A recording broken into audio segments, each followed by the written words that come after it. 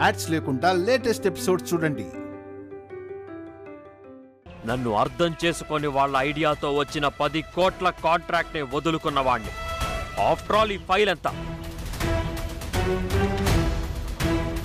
నా ఆలోచనని అందుకొని వాళ్ళు, నా సహనాన్ని పరీక్షించే వాళ్ళు తిరిగిచ్చేది ఏదైనా, అది ఫైల్ అయినా మనసైనా నా కాలి ధూళితో సమానం.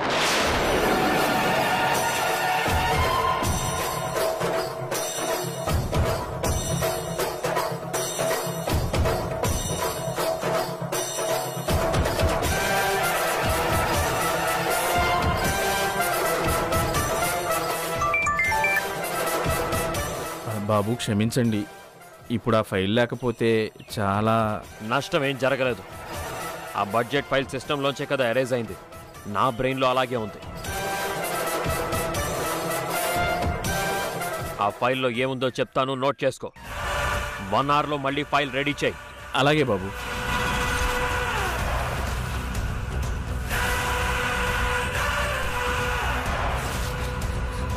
చెప్పండి బాబు. మెటీరియల్ 22,18,000. Making and labour 52,42,000.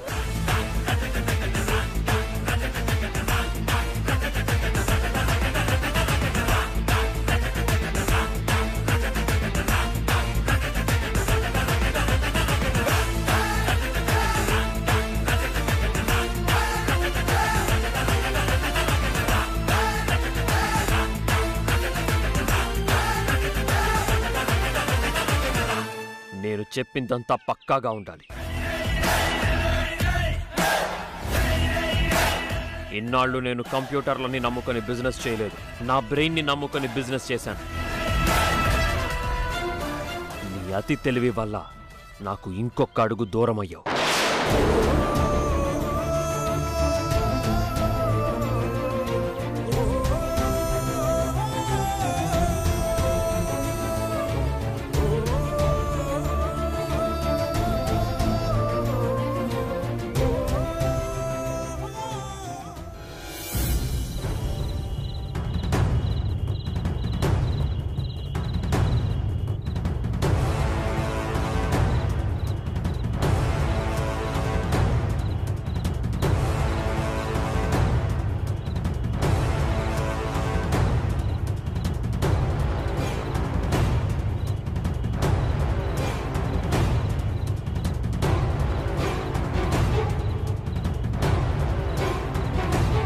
అయ్యో, ఆ వల్లి చేసిన పనికి వాడేమో అగ్గి మీద గుగ్గిలంలో ఉన్నాడు.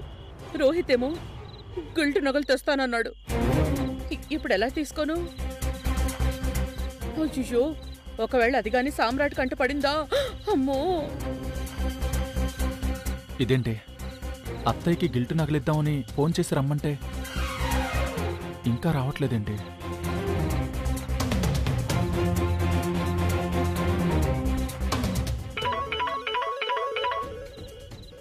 అయ్యో, రోహిత్ చేస్తున్నాడు.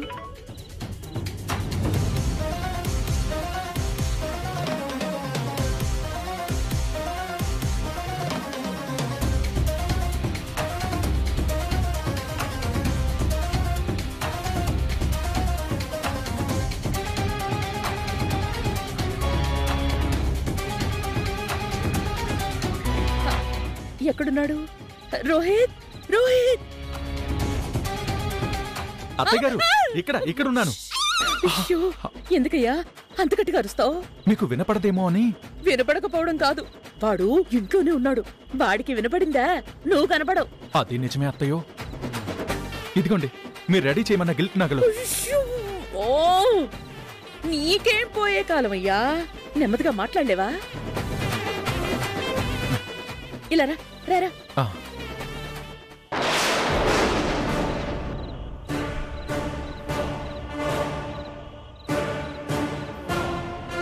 ఎందుకు అత్తయ్య గారు అంత భయపడతారు?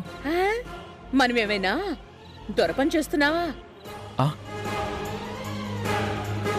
ఆయన మనమేమంత ఘనకార్యం చేయట్లేదు. ఈ వ్యవహారం గనక సామ్రాట్కి తెలిసిందో మనిద్దరినీ గాడి పొయ్యిలో కుప్పుతాడు. అర్థమైందా? అమ్మో, ఇంత రిస్క్ చేస్తున్నామా అత్తయ్య గారు? ఎవరి కోసం? నా కూతురు కోసమయ్యా. నువ్వు ప్రయోజకుడు అయితే నా కూతురు బతుకు బాగుంటుందయ్యా. అత్తయ్య గారు ఓ వద్దయ్యా, వద్దు.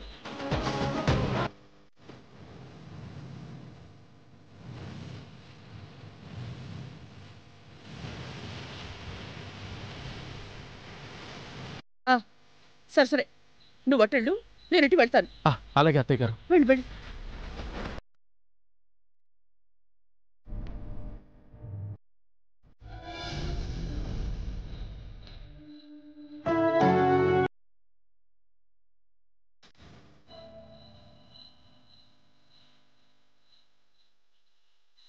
అమ్మా వల్లి, ఎందుకమ్మా అలా దిగాలు పడతావు? నీ ఉద్దేశం సరైందే కావచ్చు, కానీ వాడికి అలాంటివి నచ్చవని తెలుసు కదా. గంతకు మించి నాకు ఉపాయం తగ్గలే మావయ్య. ఫైల్ కొరకైనా నాతోటి మాట్లాడతారని జర్రంత ఆశపడ్డా, కానీ నాకు నిరాశన మిగిలిపోయా. అలా ఎందుకు అనుకుంటావు శ్రీవల్లి? నువ్వు చేసే ప్రయత్నం వాడికి ఒక్క క్షణమైనా గుర్తు రాకుండా పోతుందా? ఎందుకంత తపన పడుతున్నావో అర్థం కాకుండా పోతుందా?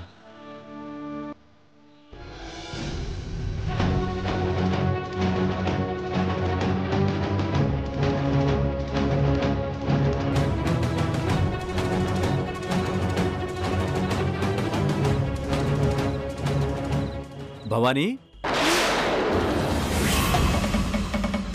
రా భోంచద్దు గాని. మీరు కానివ్వండి, నేను తర్వాత తింటాను. తర్వాత తినడం ఏంటత్తయ్య? అసలే మీకు షుగర్ బీపీ. నువ్వేమి గుర్తు చేయక్కర్లేదు. అసలే కడుపు ఉబ్బరంగాను మనసు దిగాలుగాను ఉంది. మీరు తినండి.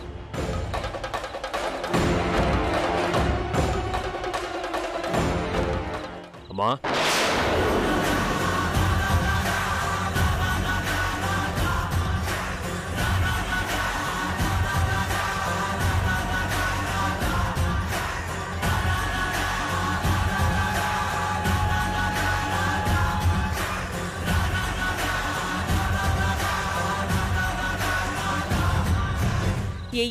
ఏంటి నాన్నా? ఎక్కడి నుంచి వస్తున్నావు అమ్మా?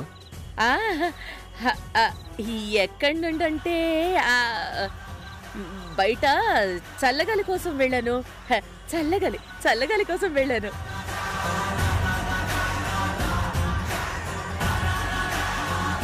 చలికాలంలో చల్లగాల? అంటే సరదాగా అలా.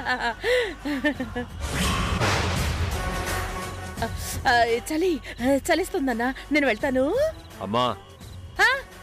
నానా, ఏంటది? ఏది? బయట నుంచి నువ్వు మోసుకొస్తున్నది.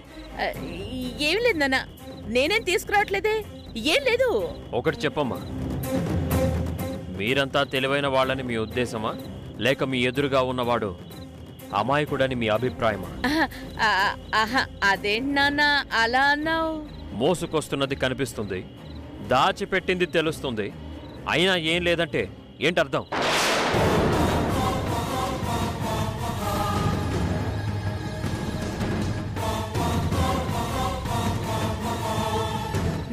నేను నిజమే చెప్తున్నాను నాన్న, ఏం లేదు. నీ దగ్గర నేను అబద్ధం ఎందుకు చెప్తాను చెప్పు? నువ్వు చెప్పేది నిజమే, నమ్ముతాను. చూపించు. ఏముందా బాక్స్లో? బాక్స్లో అది మరి ఏముంది అని అడుగుతున్నాను.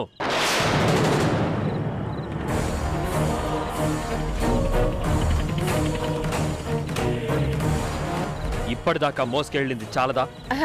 నువ్వు చెప్పావు కదా నాన్న, ఒక్క మెతుకు కూడా బయటికి వెళ్ళకూడదని. అప్పటి నుంచి ఏమీ తీసుకెళ్ళట్లేదు. అంటే ఇప్పటిదాకా అటు మోసుకెళ్ళావు, ఇప్పుడు ఇటు మోసుకొస్తున్నావా? అసలు అవుట్ హౌస్ కి మన ఇంటికి సంబంధం ఉండకూడదని చెప్పానా లేదా? చెప్పావు, ఫాలో అవుతున్నాను కదా. అయితే మళ్ళీ ఇదేంటి? ఇది మరి ఏం లేదని చెప్పాను కదా.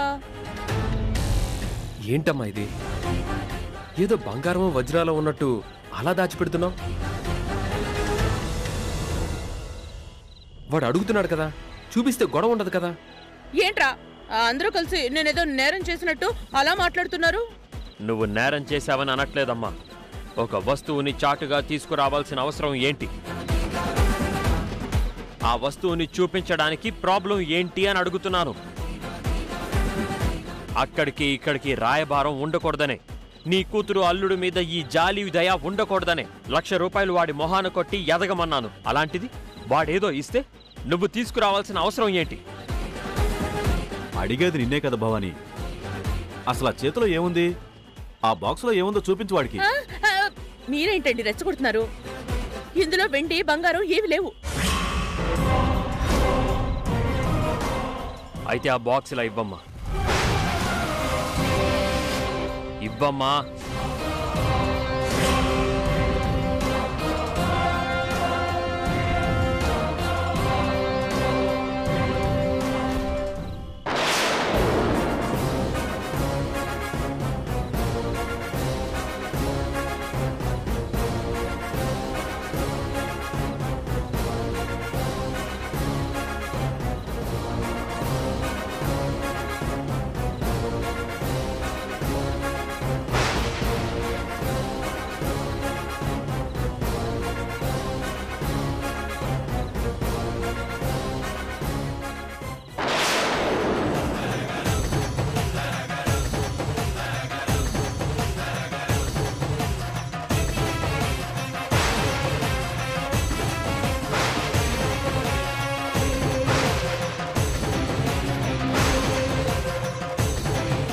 ఏంటమ్మా ఇది?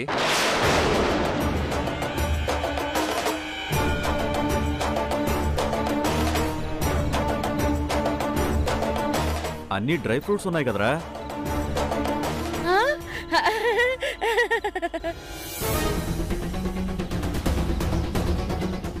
డ్రై ఫ్రూట్స్ చూడు చూడు, అన్ని డ్రై ఫ్రూట్సే. నువ్వేమో ఏదో లంకి బిందెలు దొంగతనం చేసినట్టు నన్ను నిందిస్తున్నావు. ఈ డ్రై ఫ్రూట్స్ వాడు నీకు ఇవ్వడం ఏంటి? నువ్వు తీసుకోవడం ఏంటి? ఏదో అభిమానం కొద్ది తెచ్చుంటాడు. కాదనగలనా? అనాలి. కాదని అనాలి. ఎందుకంటే 10 రూపాయల డ్రై ఫ్రూట్స్ ఇచ్చే స్థితిలో వాడు లేడు. తెచ్చుకునే స్థితిలో మీరు లేరు.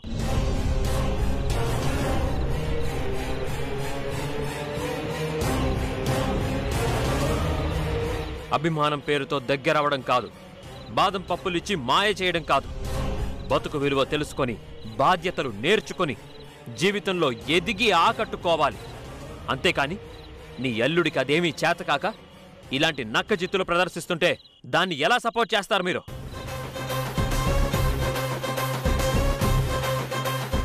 పైగా ఇదేదో ఘనకార్యం అన్నట్టు వాడిచ్చిన ఈ చెత్తని దాచిపెట్టడం. ఇవి ఎలా తీసుకొచ్చావో అలాగే అవతల పారే.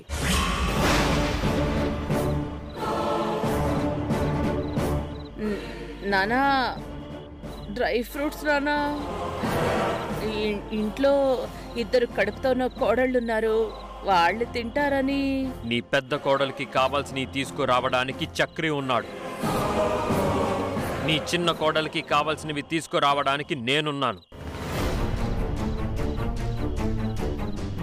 వాడిచ్చిన ఈ డ్రై ఫ్రూట్స్ దేనికి?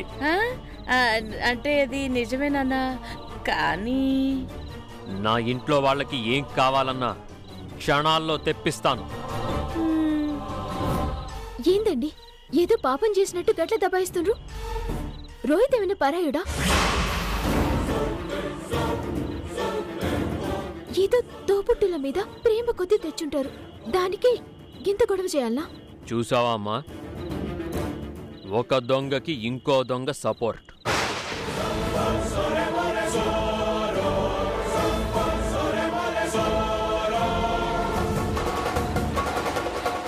వాడు ఆకలి తీర్చుకోవడానికి దొంగతనం చేస్తాడు, ఈవిడ మనసు గెలుచుకోవడానికి దొంగతనం చేస్తుంది.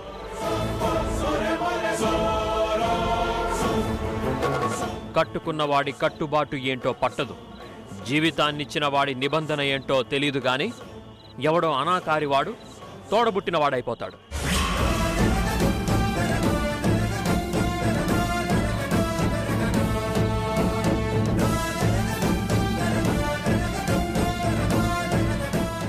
ఇంట్లో ఉండాలన్నా ఈ ఇంటి తిండి తినాలన్నా నా బిడ్డకి తల్లిగా ఈ ఇంటికి కోడలిగా మాత్రమే ఉండాలి.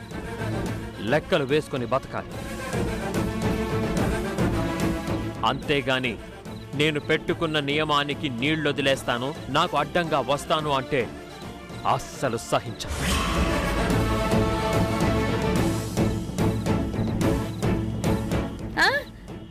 చెప్తానన్నా, చెప్తాను.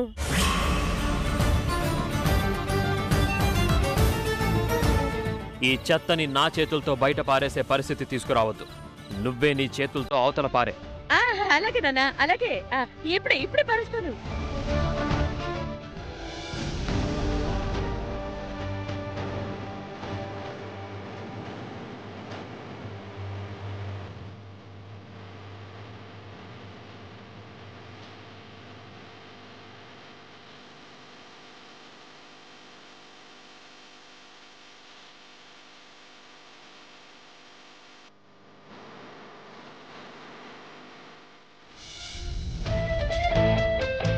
దేవుడా, సామ్రాట్ డబ్బా ఓపెన్ చేశాడు కదా, డ్రై ఫ్రూట్స్ ఎలా ఉన్నాయి?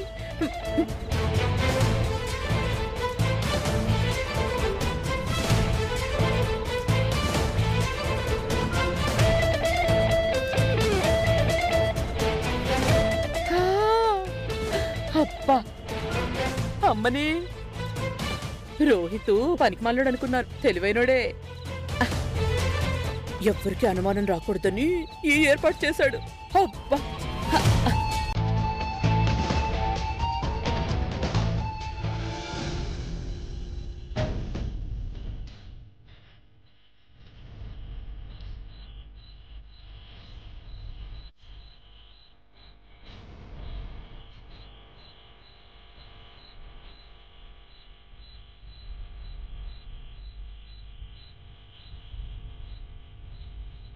ఏంటండి, ఏం ఆలోచిస్తున్నారు?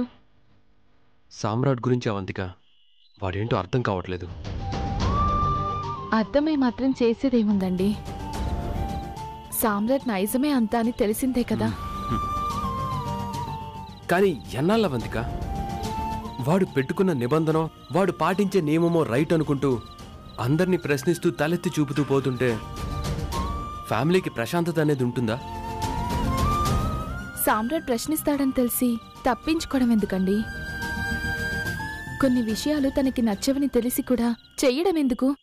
అంటే రోహిత్ వాళ్ళకి ఈ ఇంటి నుంచి ఓ వస్తువు ఇవ్వడం కానీ, ఆ ఇంటి నుంచి ఒక వస్తువు తేయడం కానీ, వాళ్లతో రాయబారం నడపడం కానీ సామ్రాట్కి నచ్చవని తెలిసి అత్తయ్య డ్రై ఫ్రూట్స్ తీసుకురావడం ఎందుకు? తీసుకొచ్చారు సరే, సామ్రాట్ ముందు వాటిని దాచడం ఎందుకు? ఇంకా అతనికి అనుమానం పెంచడం కాకపోతే? చెప్పాడు కదా, ఆ డ్రై ఫ్రూట్ శ్రీవల్లి కోసం అయితే అక్కర్లేదని, ఏదైనా వాడే తీసుకొస్తాడని. అందుకే శ్రీవల్లి పేరు చెప్తే వాడు సహించడనే అమ్మ భయపడి ఉంటుంది. అది సామ్రాట్కి కన్విన్సింగ్గా ఉండదండి. తనకి దేనికైనా లాజిక్ కావాలి, ప్రతిదానికి బలమైన కారణం కావాలి. సరే, మంచో చెడో అమ్మ తప్పే చేసింది, దానికి శ్రీవల్లి ఏం చేసింది? తన మీద ఎందుకు అంత కోపం? తననెందుకు మాటలతో అంత బాధ పెట్టడం? తను భరిస్తుంది కాబట్టి, భర్త అంటే లెక్క కన్ననంత ప్రేముంది కాబట్టి. అలాగని ప్రతి విషయంలో శ్రీవల్లి తప్పు చేసిందని తను తప్పు చేయడానికి పుట్టినట్టు నిందించడం తప్పు కదా అవంతిక. నిజంగా తన స్థానంలో వేరే ఏ ఆడపిల్లున్నా అంత ఓర్పు వహిస్తుందా, ఇంత బాధ భరిస్తుందా? ఏం చేస్తుందండి, తన వైపునెవరున్నారు? సామ్రాట్ పెట్టుకున్న నియమ నిబంధనలు తనకి రైట్, తన లెక్కలు తనకే కరెక్ట్. కాని ఎదుట వాళ్ళకి అవి శాపాలని గొంతెత్తి చెప్పేదెవరు? ఎవరి దాకో ఎందుకు మీరు చెప్పగలరా? మీ తమ్ముడు చేసేది తప్పనగలరా? అవంతిక అనలేరు. ఎందుకంటే సామ్రాట్ ఇల్లు నిలబెట్టాడని, కుటుంబ భారం మోసాడని, మీ అందరికీ అతని మీద గౌరవంతో కూడిన భయం. ఇంకెవరు శ్రీవల్లికి సపోర్ట్ చేస్తారు? తనకి నచ్చిన వాడితో మీ చెల్లి పెళ్లి చేయాలనుకున్నాడు సామ్రాట్. దానిని వ్యతిరేకించి ప్రేమించిన వాళ్ళని ఒకటి చేసింది శ్రీవల్లి. మీ తమ్ముడు మాట కాదని శాన్వి పెళ్లి చేసిందన్న ఆవేశంతో శ్రీవల్లిని శిక్షించాడే తప్ప శాన్వికి, ఈ ఇంటికి శ్రీవల్లి మంచి చేసిందని ఆలోచించాడా? ఆ విషయాన్ని మావయ్య కాని అత్తయ్య కాని సామ్రాట్కి అర్థమయ్యేలా చెప్పారా? ఒక ప్రయత్నమైనా చేశారా? ఎవరో ఒకరు నచ్చ చెప్పడానికి వాడేం చిన్నపిల్లాడు కాదవంతిక. అన్నిట్లో నెంబర్ 1గా ఉన్నాడు. ఎదుటి వాళ్ళని అర్థం చేసుకోవడంలో ఎందుకు వెనకబడిపోతున్నాడో అర్థం కావట్లేదు. ముఖ్యంగా శ్రీవల్లి మనసును ఎందుకు తెలుసుకోలేకపోతున్నాడో అంతు చిక్కట్లేదు. అదే నా బాధ. మీరన్నది నిజం. అర్థం చేసుకోకపోవడానికి అతను అమాయకుడు కాదు, తప్పేదో ఒప్పేదో తెలుసుకోకపోవడానికి చిన్నపిల్లాడు అంతకన్నా కాదు. ఆయన మగాడు. అందుకే కనిపించని తన బిడ్డని చూసినట్టుగా కనిపించే భార్య మనసుని చూడలేకపోతున్నాడు. ఒక మనిషి కోపానికైనా ఆవేశానికైనా అసహ్యానికైనా ఒక కాలపరిమితి అనేది ఉంటుంది. కానీ వాడు మారేది ఎప్పుడో పాలుపోవటం లేదు. సామ్రాట్ మారడం ఒక కళ, మారాలి అనుకోవడం ఒక భ్రమ. అతను మారడండి.